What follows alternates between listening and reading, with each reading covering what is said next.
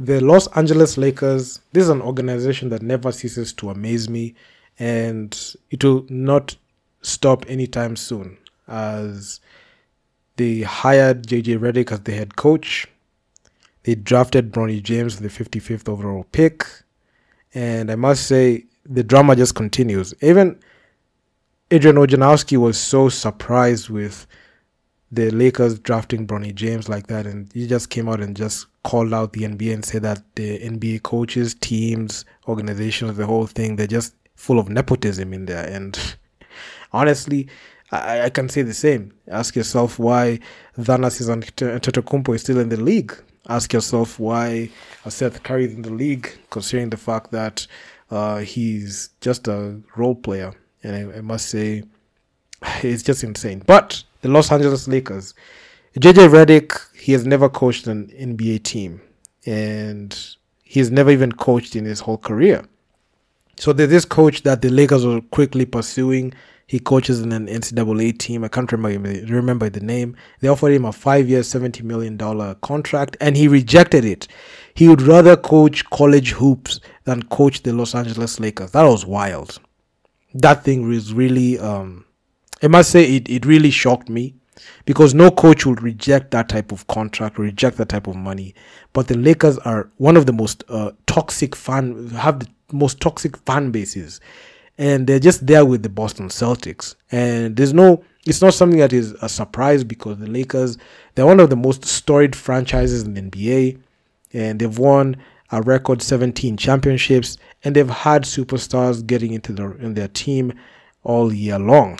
And the Lakers, I must say, we are people that always talk about winning the championship and winning it all. And every single year, it's a must-win season. And looking at the roster, you can see LeBron James is there. He's always on win-now mode every single time. Anthony Davis, he won the championship in 2020, but he has never looked the same since then. And if you look at the whole roster top to bottom, a lot of changes are going to happen this offseason, and Bronny James got added into the roster. And also they drafted, they had a pick in the 17th overall pick. And honestly, the Lakers right now, I must say, it's just another year, same story. And Darvin Ham, Frank Vogel, they got the boot in the most disrespectful way. So Frank Vogel, he got knocked off as the coach in the 2021. It was in 2021, 2022. He got knocked off when he couldn't even make it past the first round. So not even making it past the first round in 2021, but also the fact that when the Lakers decided to draft, not even draft, but trade for Russell Westbrook. I don't even know why I mentioned draft, because, man, Bronny James is just still in my mind, and I just mentioned him. So the Lakers, when they traded for Russell Westbrook, it was a failure and a flop, and they couldn't even make the playoffs, and they got a lot of heat for it. The front office, Rob Pelinka, everything was just insane. I don't know. I'm just all over the place because I'm just having flashbacks of what really happened. But honestly, the Lakers are just nothing more than a soap opera team.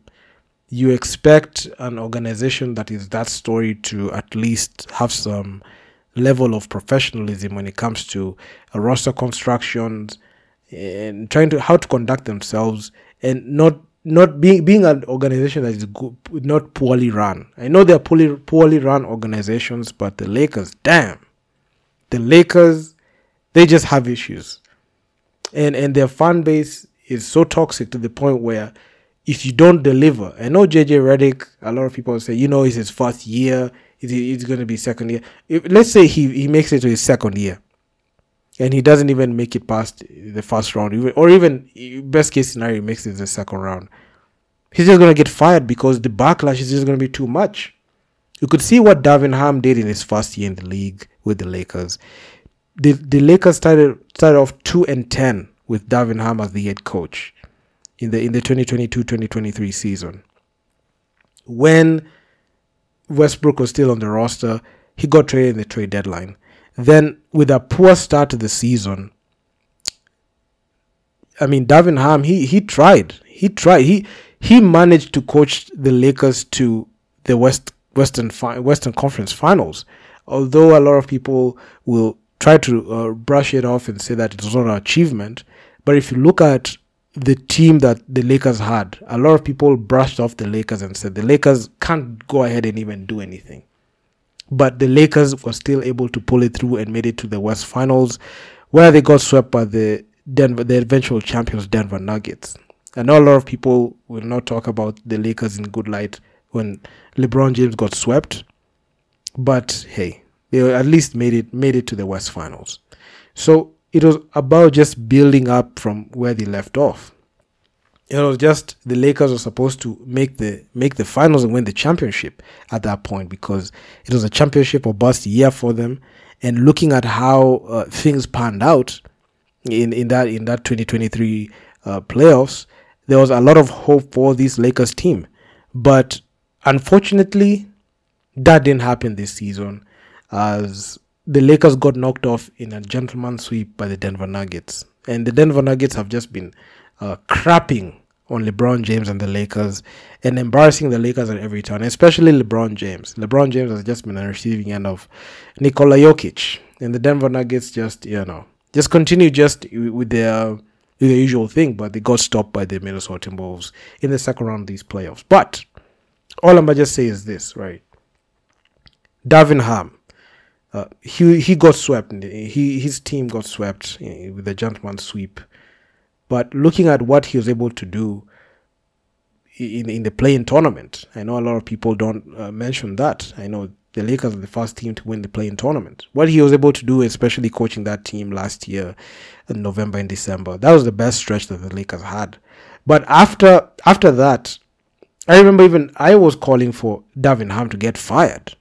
And I'm not even doubling down, but the way he was just running the Lakers team was just poor. And the rotations were poor. Even at some point, Anthony Davis during the playoffs, he said, we don't even know what we're supposed to run. We don't even know what we're supposed to do. So he came out and also said those things. And I know a lot of people read into what Anthony Davis and LeBron James say.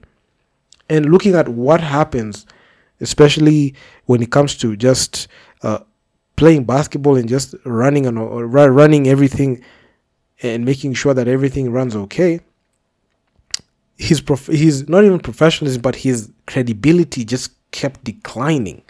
And all of it was just exposed in the playoffs as the Denver Nuggets just made quick work of the Lakers. And it was so embarrassing.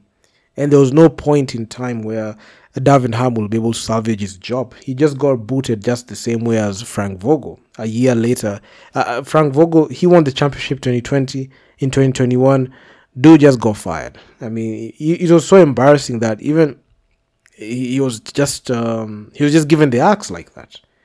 Then Darvin Ham was just giving the same boot as well. Didn't even wait for the playoffs to end. The man just got fired like that.